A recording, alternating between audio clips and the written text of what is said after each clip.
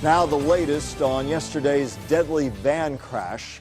As we continue to follow the story, the Florida Highway Patrol updating us, and right now we're told 6 patients still in the hospital recovering from the crash in Moore Haven. In all, 8 people in the van died. The other 4 who were hurt, making a total of 10 hurt, are now back home.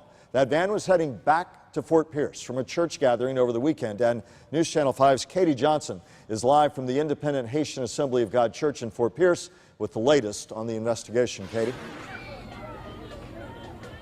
Well, just within the past 15 minutes, FHP releasing more of the names of the victims who died as a result of this crash, but not releasing many more new details other than those names. According to the NTSB, it could be months, even a year, before we know exactly what caused this crash. The people in that van headed right back home here to Fort Pierce. According to the NTSB, investigators will be looking into several factors to determine what went wrong. 2 investigators are here in South Florida right now focusing on perishable evidence from the scene of the crash in Moore Haven. They'll also interview the surviving victims, the 10 of them scattered in hospitals across the state, some of them already out of the hospital, including a 4-year-old victim. NTSB investigators will also be looking into whether or not the airbags deployed, the condition of the van, and the experience of the driver. We spoke to the pastor's daughter, who says the driver, Saint Marseille, has been driving the van and a 44-passenger bus for the church for nearly 3 decades.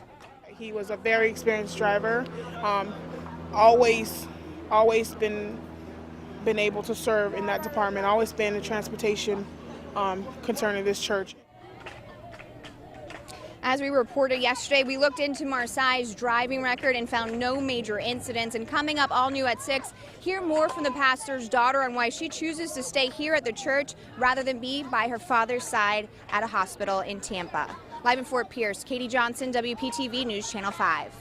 The community